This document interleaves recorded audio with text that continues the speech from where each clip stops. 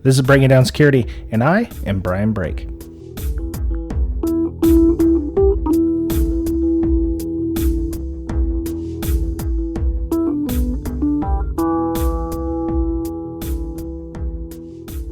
Welcome back, listeners. This is Brian, and we're at a full ship now. So we got Mr. Boettcher and Ms. Berlin. They're all back. This is Breaking Down Security. Yay! Yes, Miss Berlin was setting the jet or whatever she was doing, going to. I was sick and traveling and. Yep. A whole bunch of stupid stuff. So, Admiral Berlin, you were at various cons recently. You were at GurCon. You just came back from Oreilly, right? Yeah. So GurCon, I gave like the 1 hour preview thing of the tutorial I did at Oreilly, and my 1 hour one at GurCon like bombed because most of my demos failed on stage. Oh. But they did. It was amazing in the tutorial, like well enough that I'm going to end up giving it as a class. Wow. So cool. Yeah. It went really well. I had like 14 walkthroughs, and only one of them didn't work. So that kind of made me happy. I think there was like a class of 25, I think I had. And a lot of the stuff I did was like in group policy. I showed them a little bit of what you can do with OSINT. And then, so it was weird because I had such a very large range of expertise in the class, which it was hard. I kind of just went over the material how I had planned on doing it, but I made sure to over explain certain things because Jerry Bell was in there, but then I had like a girl that did front end web dev for a startup. Okay. So, and then I had a red teamer in there. So there was huge disparity in skill sets. So it was interesting. Jerry's an executive, so you had to talk really slow and use short words. I talked super slow. Puppets and shit, right? With very large words. Yeah. Oh my goodness. Yeah. Did you give him a copy of the things explainer before you? Yeah, I gave him a report at the end too. So. Wow. I think he just ignored all 3 hours and read the report at the end. Oh, okay. All right. Love you, Jerry. The first page. He doesn't listen to the show anyway. He doesn't listen to the show, so it's all good. He's too busy doing his own show right now, so he doesn't listen to the show. But well, I'm glad you had fun with that. Yeah. Pardon everybody who's listening. I'm about to lose my voice. But so you said the demos didn't work so much at GurCon. Did you go back and create videos of the demos actually working? I didn't, but I probably will for class just because I only had I didn't have very much time in between the two, and almost the entire time I was sick. I almost canceled going to Oreilly just because I was still sick in the airport. Yeah. But I'm glad I went. I was cool. fine. But yeah, if I do it for class, I'll definitely record the walkthroughs. Yeah. And this is an Oreilly class that you'd be doing it for? Yeah, I might do it for our podcast too. Thank you. I was wondering if that was actually going to come about, or you'd be like, oh. If there's enough interest, I'll do it for our podcast. Okay, well. It's only 3 hours, but. Oh, that's fine. You do 2 1.5 hour classes or something like that, or you can do a straight 3 hour shot. So that'd be good too. Yeah, it's a lot of fun. Nice. Because a lot of the stuff that I showed people to do, you do for free. Right. Really, everything that I showed people how to do, you do for free. The only more advanced thing that I didn't have people walk through was setting up Snort. Okay. And really, Very cool. Very cool. Mr. Boettcher, you've been doing some interesting things at work, yeah? Well, just fighting the good fight every day. I did see, well, there's this new thing called DDE, going around, which stands for Dynamic Data Exchange. I really I think my favorite decade is the 80s. A lot of the music from the 80s, it's kind of when I grew up, and it was good times, right? We were, the U.S. was booming in the 80s. We had a lot of good times back then. I'm imagining, and that's when this thing called Dynamic Data Exchange came out. I'm imagining you with 1987. a flock of seagulls hairdo. Yeah. Bell bottoms. And pink hair. Bell bottoms in the 80s? No. Oh, sorry. Parachute pants. There you Yeah, I go. had some parachute pants. Yeah. But I was tiny. Goodness. But yeah. So what does DDE That's when this do? came out. Windows introduced it in Windows 2, Say what? right? So I know the last time you heard Windows 2 was back in the 80s. I never heard of Windows 2. Well, one thing I guess that's good and bad about Windows is they backport a lot of stuff, right? So they're backwards compatible with all these things. And I think DDE was sort of replaced by Oreilly, but it is still usable. Now, Okay. we first heard people talking about it, I guess, a month ago. It's November right now, so maybe September, October timeframe when it was hitting Twitter. And so I looked it up, came up with some mitigations for it, some registry keys. I think someone has a website. Maybe we'll look it up, put it in the show notes, of all of the registry keys you can have to disable it. But what it does is when you open a document or when you want to update a document, your document can automatically go to a database and upload its data. Mm-hmm. And so that's the idea behind this hack, where you can actually upload some malicious code from a website using dynamic data exchange. So what's old is new again, right? Right. In order to get this to work, though, you get a pop-up that says, "Hey, do you want to update links?" This is the default in Microsoft Office, and then you have to click yes. And then it says, "Hey, I need to start command.exe. Can you let me please start command.exe?" And then you have to click yes again. And that's when your computer gets compromised at that point. Okay. Unless you have some sort of a mitigation for it. Wow. You can shut this off, but this past week, I got an email that said, "Hey, so-and-so is going to be doing some corporate training for your organization. And here, learn how to dynamically keep your files updated, through different things like Oreilly, dynamic data, and such stuff. So learn how to do that." And I was like, "Oh, are you kidding me?" But, a lot of organizations use these dynamic documents, spreadsheets especially, and it's a cool thing to have because your data you can send documents to other people and they don't have to have a database background, or you don't have to build a website to dynamically update data. You can just send this document that updates itself, and they can get reports based on the whatever your forte is, right? Mm-hmm. But yeah, that surprisingly, most of the malware we're getting, probably 50% or more, has to do with this dynamic data exchange to actually compromise a host. Yeah. It's kind of weird. Everybody's trying it. So in the word options, at least the link I've got, ghacks.net here, it says under advanced general tab, it says update automatic links at open, and that blocks DDE. So it's that easy to block the DDE stuff then. And is it only in Office? Yep. Yes. Okay. Well, unless you have OS2.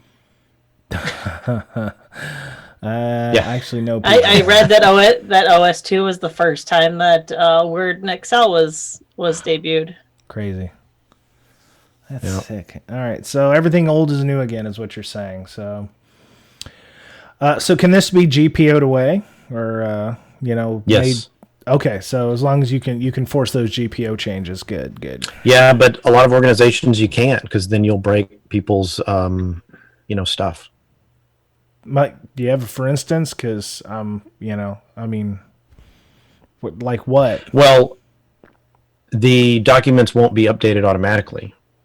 right? So if you send a report to someone and they want fresh data, that will not work. They'll have to go in and manually update it themselves.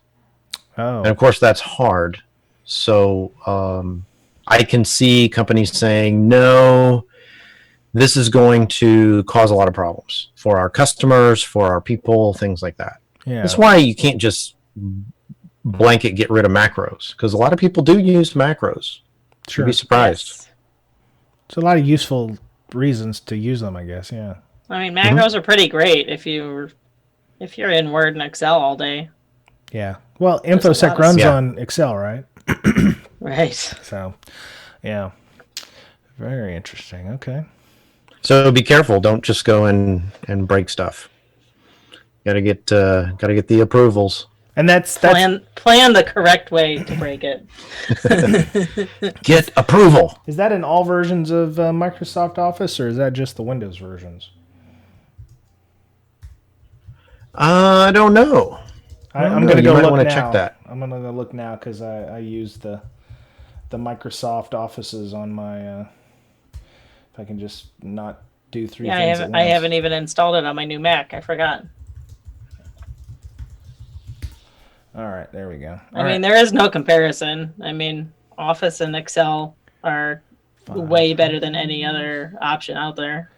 I like Google Docs still. I mean, we use it for the podcast, and I still use it at work quite a bit because, when I'm doing spreadsheets or something for CSV output for vulnerability management, they can watch the progress as you're going along and fill in things as you're happening. So yeah, but if you send out docs with macros, that could work too. Oh, that's true. I don't see an advanced tab or anything like that in Word preferences on Office 2016, so I'll have to go and poke around and find that later on. So anyway, all right, well, we got other things we're doing here, so let me close my work.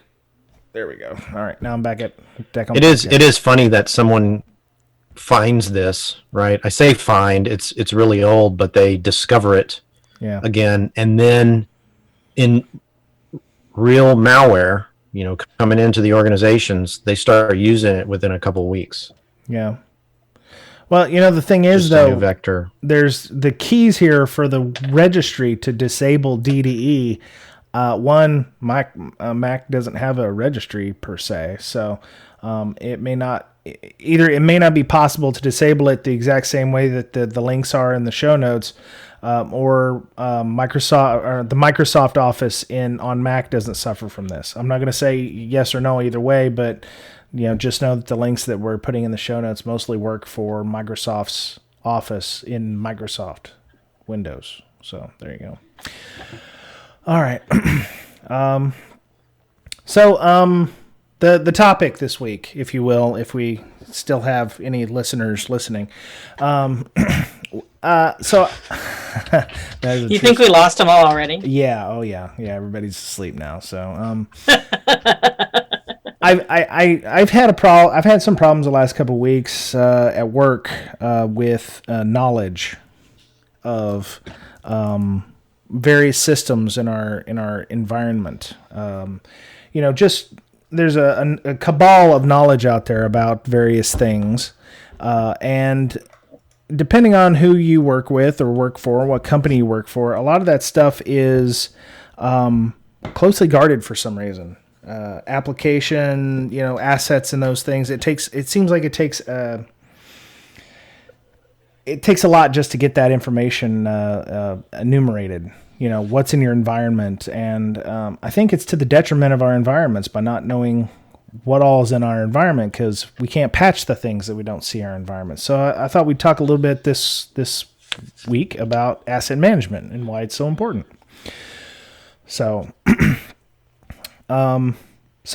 we've done the show before, CIS Top 20, Critical Controls. It used to be SANS Top 20. They probably still call it SANS Top 20. But the first thing on the list is always, know what you have running in your environment. And number 2 is actually know what's software. in your environment. Yeah, know what hardware is running in your environment, whether it be switches, routers, VMware servers, other servers, web servers, WAFs, those kinds of things. And then number 2 is know what software is in your environment. Otherwise, if you go through all the rest of everything else, you have to start all over again when you find new things. Sure. Yeah, and it makes things very difficult. But so yeah, I mean. And, with whatever's running in your environment, you've got software running on those things. That can be its own whole messy ball of wax there where, you've got assets running software that shouldn't be on there. So we're talking about software build outs and half-baked images and, standards of building out servers. So, Ms. Berlin, you've worked with a few companies in the client customer model here, or client MSSP model. Did they require customers to give you a list of servers that were running in the environment to put agents and things on? Yeah, I mean, for me, the ones that I always asked for had to do with the types of security alerting that we would provide. So I would need mail servers, DNS, DHCP, Active Directory, vulnerability scanners, ingress and egress points. There's a list of 10 things that I needed. And, important CIDR blocks. So, if you have all of your SQL servers on one netmask, what IP address scheme are you using for that? Which ones do you not care about?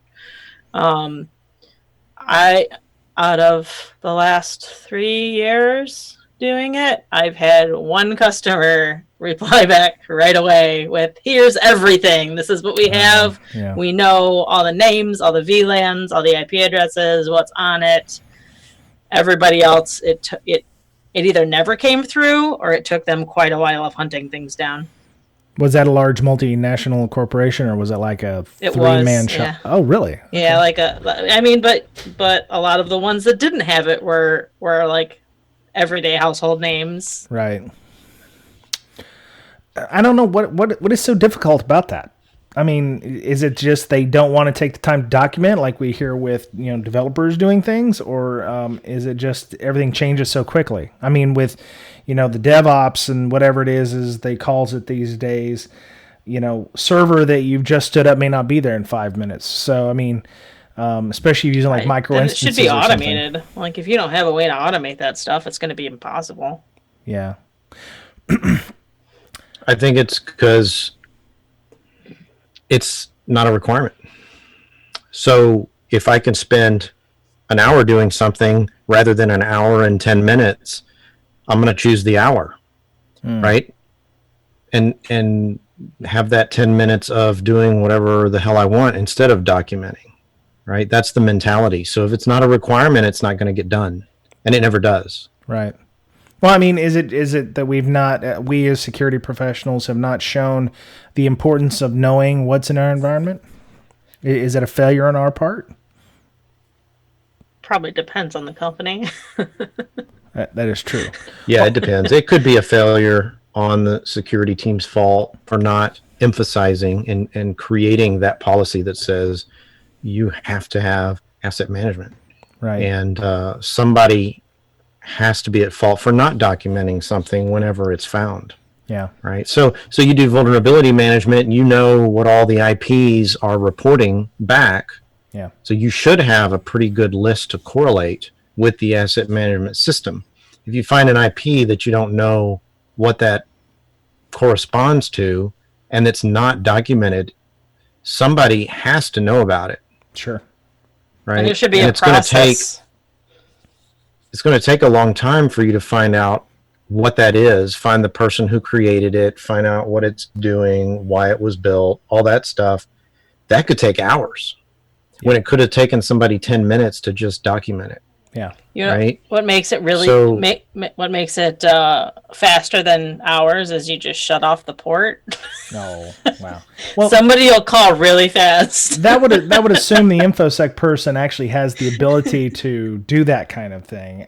Right. Well, if you do have a policy that says you must have asset management, then you probably have the authority to shut that port off because it's not documented. True. How do you know it's not nefarious, right? You're on the security team.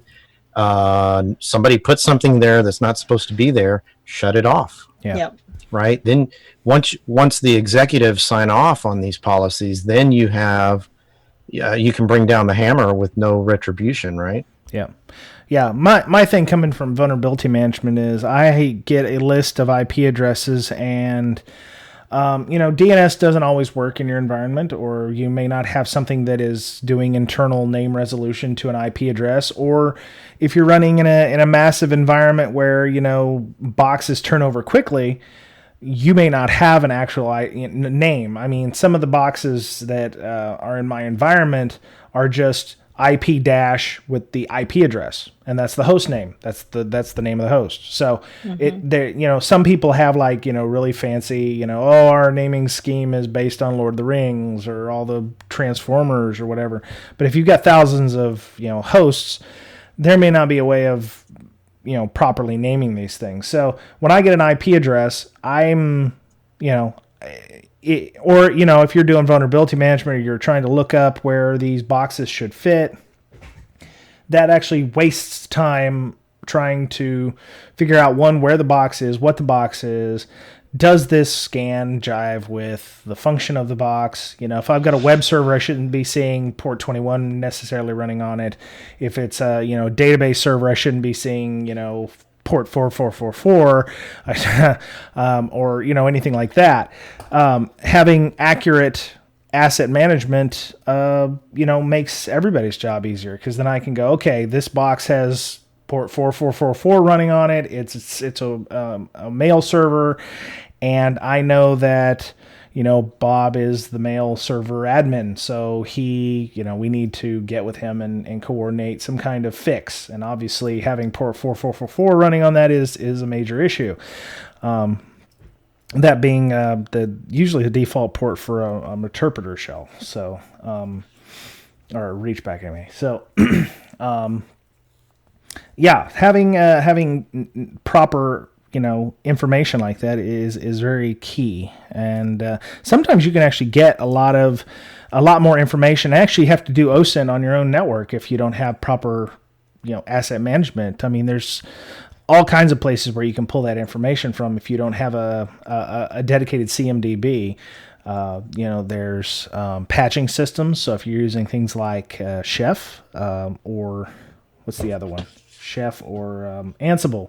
If you're using Chef or Ansible or something like that in your environment, you can pull information about your hosts that way.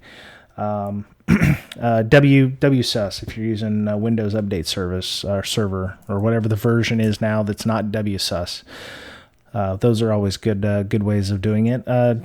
Anybody else have any other thoughts or suggestions on how you can get information? Well, remember when our mutual friend back at the place, he wrote his own asset management system. Yes, the guy at the and he actually built an Excel doc with macros so that you could, and then I built a web page in PHP to actually get that data from his database. You did do that onto the website so you could go view it. Remember that? And he wrote a script that would actually run on every machine in the environment and grab what the configuration was of that machine, what was running on it, whether it was updated, all that stuff. So it was a homegrown system because I guess he couldn't get the budget to get an enterprise asset management system, and he created his own. Okay, which was pretty awesome. Yeah. But it was something that he had to do to save his team time, to save everybody time. Yeah. Mm-hmm. Right? So asset management... You don't know what something is, you just go into the web page and say, oh, okay, do a search, there it is. Yep. Okay, it has this configuration. It's for this. It was built by so and so. Yep. Yep. So you don't waste time. Yep. So asset management doesn't necessarily have to be an expensive proposition. I mean, there are enterprise level CMDBs or content management databases, but for a small environment, you could get away with an Excel spreadsheet or a small I don't want to say access database because that's just horrid, but I think an Excel spreadsheet or some kind of small MySQL database or something. And I've used Open Audit for a couple different companies. Open Audit? Yeah, it's like that? It's just I don't know if it's open source, but it's a free software that does there it is. Pulls from WMI, I think. Okay, yeah, Open Audit. It has its drawbacks once you get to a certain amount of machines, but it was pretty good for being free. Why does it run in Oracle or something? No, Oracle's not free, dude. Like you have to manually call things that aren't on the network anymore. Oh, okay. Or at least you used to. I haven't used it in like 5 years, but it was a pretty good product. Yeah, there are some that use like you said WMI calls or SNMP. If you've got that running on your network and you're doing broadcasts, it'll also do SNMP traps, so you can pull that kind of information as well. If you're using AWS, at least in my shop, we have where we can query through the command line, IP address, host, when it started, who started it, and we also have an internal system that will also map to our chef. So if we go to a command line, we can type, locate, or it's not locate, it's something else, but I'm not going to mention the exact command here. And you put the IP address and it'll tell you the name of the host that's connected to it. Which is really, really, really, really great. And it didn't cost any money. So a lot of these things, it really just takes like this Open Audit, depending on how big it is. This is pretty cool. It looks free-ish. Anyway. But yeah, you're going to you may have to do some OSINT on your network if you're doing InfoSec, Tripwire, if you're using any kind of file integrity monitoring. Anything with an agent, I think, would probably be fairly easy to pull reports and to find out the information on those systems. I don't know anybody who doesn't have some kind of agent, whether it be antivirus or your EDR system, or if you're using any one of the top 2 vulnerability scanners, they now have an agent option that you have to install to get more in-depth scanning. So those are things you can use as well. And I think the end-all be-all that you should tie everything back to is ARP tables. ARP, oh yes, ARP. Because if you don't have a physical address, you're not going to be on the network. So you need to tie everything back to a physical address if you can. Sure. Yeah. You're going to get IP address and MAC, which. That's a fairly good start, but if you've got several thousand systems, it's going to be hard to find those. And if you've got VMs, that's going to be even harder to find. So, router and switch tables are always good to query. That was a good one. And then DNS, if you've got any DNS or something. So you almost have to act like a hacker and hack your own network. So. And information gathering is crazy. If you're starting from nothing for asset management. Yep. It can be difficult, but for just Nmap every RFC 1918 address in your whole. Yeah, well, you don't necessarily need to know the host name if you know that 10.92.92.92 is a web server, and you can, as long as you can reach out to somebody, because that's the other place where you can pull asset data from is your infrastructure people or your, the people in your environment. You ask what the IP address is, and they go, it's important. It should be in DNS anyways. True. Very true. But you can find out if that's a web server or if that's, DNS or if that's mail or if that's a file share or something, and at that point, using Nmap and, you may, the InfoSec people may actually be the ones who have to start the asset, tagging and the asset management process, because for the most part, we're the ones who need it. Yeah, and I think there should be a process too. So starting with purchasing or the help desk or whoever attaches crap to the network. Like, right. Before a port gets turned on or before a PC gets commissioned or VM gets turned on, there should be like, here's what you do for this process. You need to add it here, and you need to make sure it's in DNS, and you need to run this script on it or whatever. Yeah.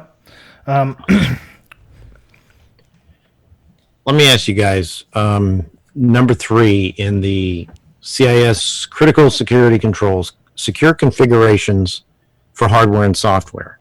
Mm-hmm. Doesn't that have something to do with asset management as well? I mean, when you standardize your configurations, that is, in my opinion, a documented asset as well, right? Or part of it. Sure. Yeah, and the web server running on the box is a subcomponent of the server itself, because that's why the server exists, to be the web server of, it further It's further delineates a certain way. Yeah, exactly. So you got the first 3, the most important CIS controls right there having to do with asset management. Right. Right. So why do so few organizations have good asset management if it's the top 3? I think it's a systemic issue, isn't it?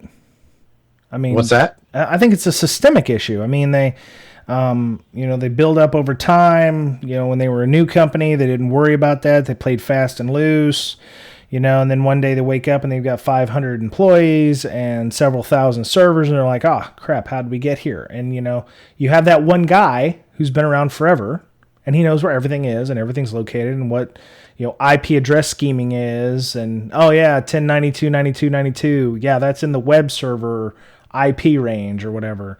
Or if you're lucky, most companies are like, oh yeah, we use DHCP on everything. So you've got mail servers over here. Just with search your the web wiki server. and you'll find you might find it. Search the wiki. Did you search the wiki? Yeah, it's on SharePoint. Oh god. I hope to never have to ever work anywhere that uses SharePoint again. Oh yeah, well. That's my goal in life. I've never actually been to a place that actually used it properly, and can you use it properly? Is there a way that you can use it properly? I'm looking over my shoulder because my wife uses it extensively, so she loves it.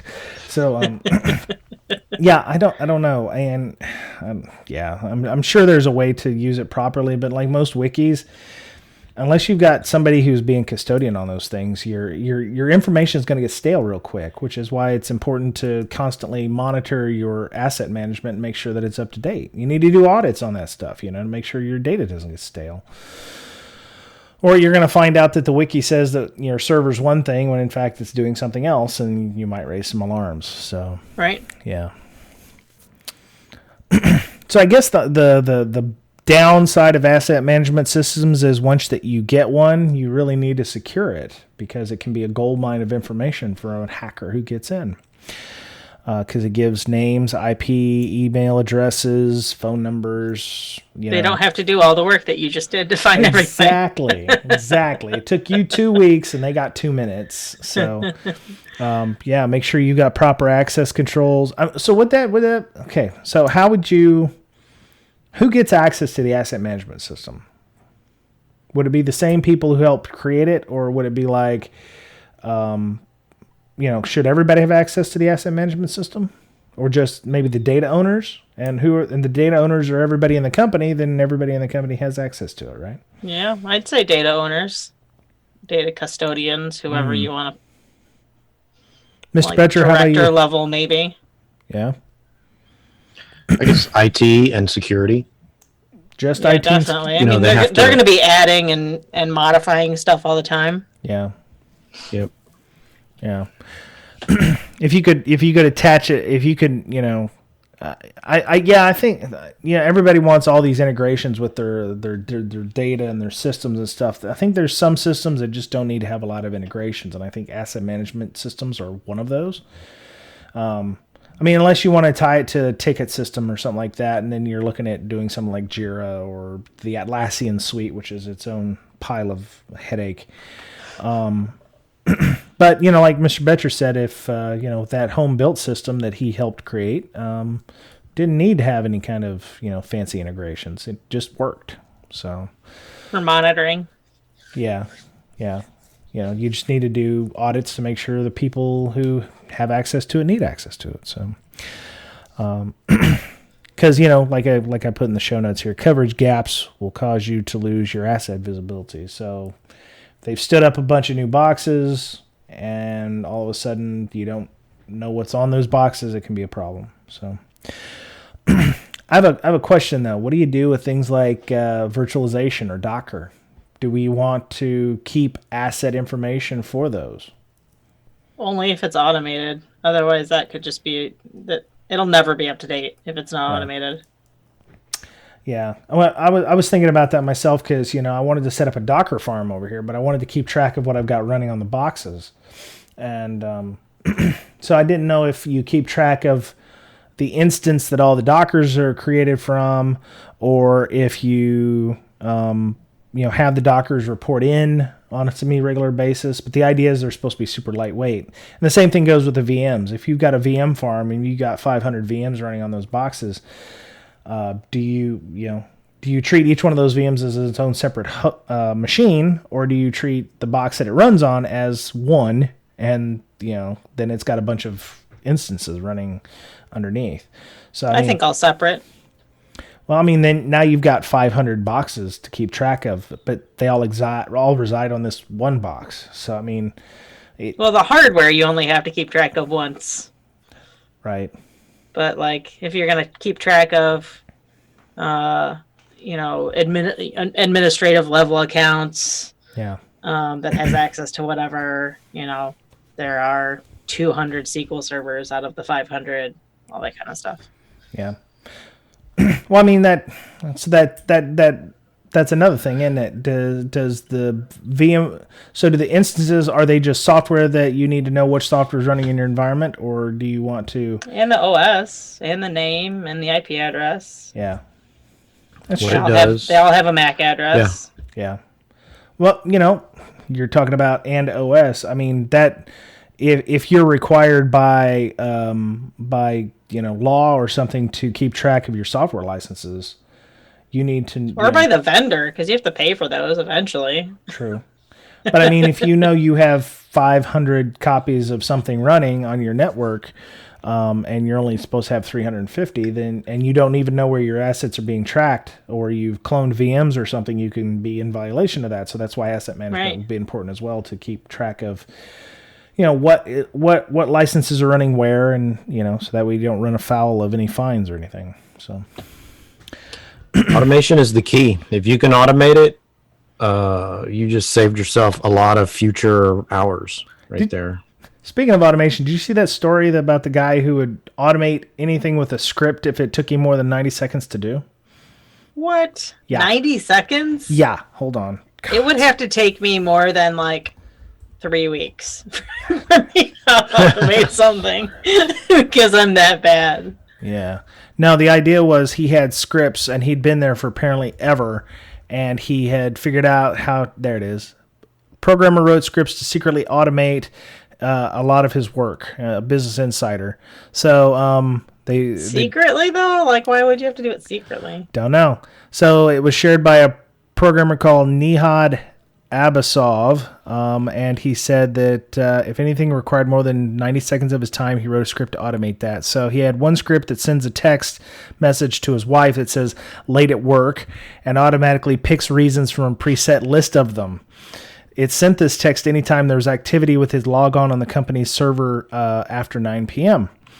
He wrote another script relating to a customer he didn't like, given the not nice name he chose for the script. He scans his inbox for an email from the customer using words like help, trouble, and sorry, automatically rolls the guy's database to the latest backup, then sends a reply, no worries, mate, be careful next time.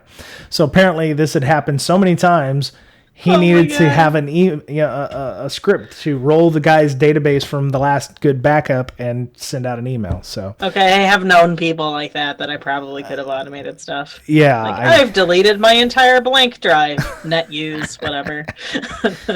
Oh my goodness, yeah. So he did that. So another script fired off an email excuse, not feeling well working from home. If he wasn't logged into the servers by 8:45 a.m., he called that script the hangover. So oh my gosh. Yeah. That's great stuff. I mean, because we don't think about automating stuff that we do regularly for some reason. I don't know. Does it make you feel good to have to do repetitive tasks? Does it make you feel good? No.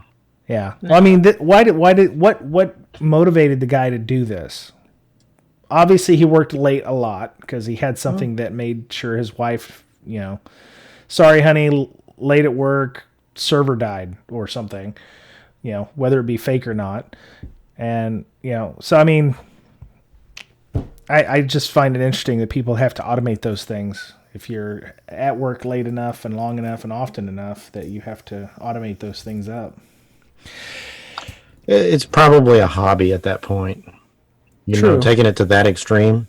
It's just something you do just to say you did it. Yeah. But I think we should, take some advice from that. Like maybe there are a lot of things we could automate. Yeah. At our job. Just think about that. Anything, maybe not 90 seconds, but if you do it more than a few times, then maybe you should think about automating that somehow. Be creative. Yeah.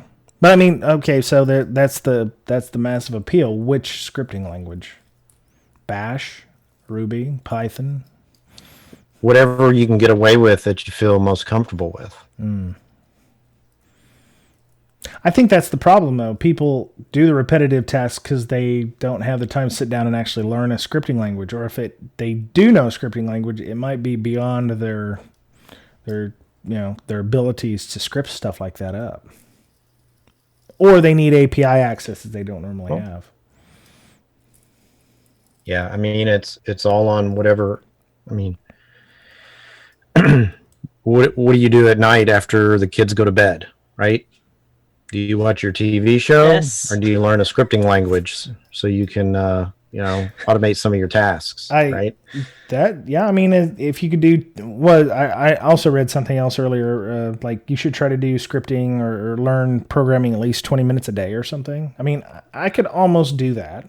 I mean, I don't see any problems with that, but I mean, you have to keep at that. It's like learning French or something on that Babbel or Duolingo or whatever. You got to keep at it. There's got to be a book like learning Python in 10 minutes, right? You have 10-minute lessons. I remember those 10-minute books. I got one. Learning Linux in 10 minutes. I was going to say there's an app. There's an app that I had. It was just like a Learn Python app that was kind of the same premise. It was like a daily exercise or whatever. I think I found that one's called Inky or something, ENKI or something like that. And you can learn Python or Ruby or Java or Git. Right. That's how I learned that Git was so freaking complicated. But you really only use like 3 commands in the whole thing. I really have to look it up every time I use it because it's very rare that I use it. No, that's cool. Yeah. All right. Well, so what did we learn today? That asset management is hard but very worthwhile and should be done. If your infrastructure people aren't doing it, then you as information security people should be doing it as much as possible. So that way you can fill in the gaps and understand what is going on in your environment. Because it will help you as a time saver in the long run. So, yep.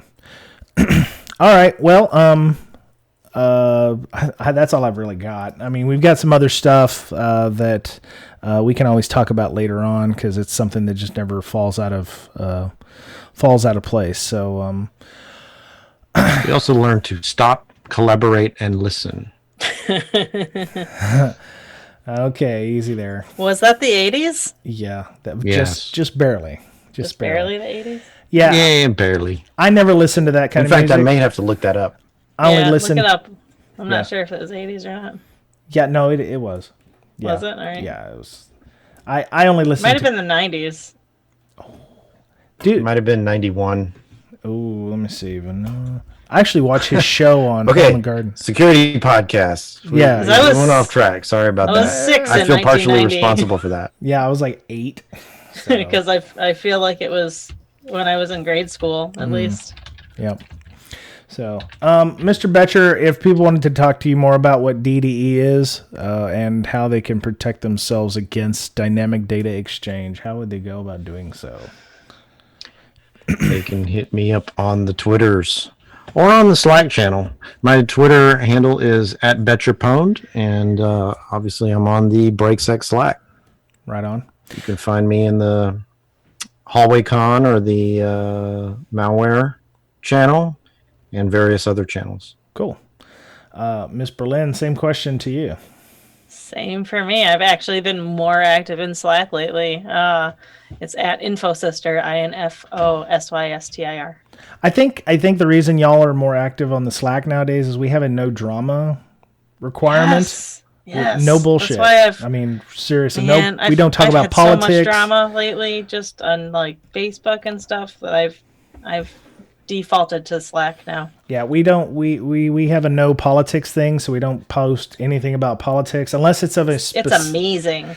Unless it's a specific InfoSec bent, like this legislation is going to do X or something. But yeah, we try to keep anything having to do with any kind of government stuff out of it. And yeah, I found myself being on Slack quite a bit more as well. So if you want to join us, please feel free to join us on our Slack at breaksec.signup.team. It's HTTPS, but Miss InfoSec Sherpa told me that it looked like the cert was no longer trusted. So I also will put a link in the show notes to a specific Slack invite. So that's also available. So yeah, breaksec.signup.team.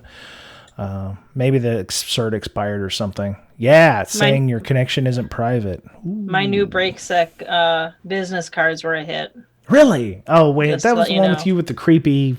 That with the creepy face. Oh yeah, people really liked them. Okay, not to say that your face is creepy, but it's creepy in that picture. Okay, it really is. All right. That's cool. That's what I was going for, though. Okay, right on.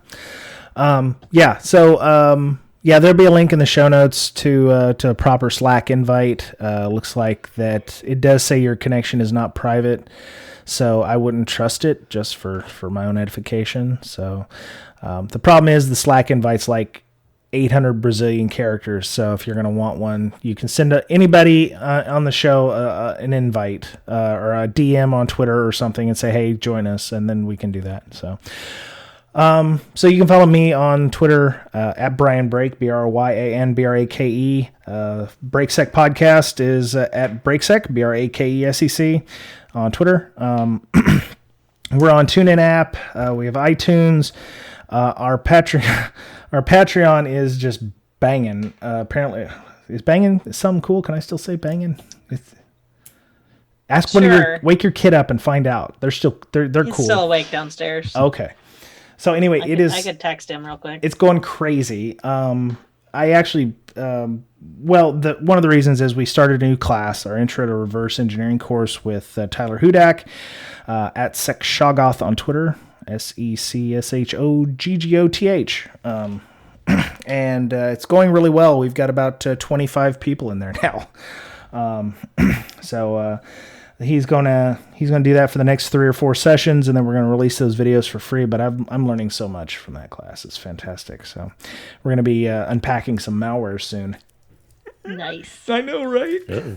So I'm going to have to find me a Windows XP box. Oh, speaking of Windows XP, the modern.ie link that everybody seems to use? It's like, oh, if you want a free Windows VM, you can go here to modern.ie and get all this stuff. The guy who helps create modern.ie VMs is in our Slack. What? Yes.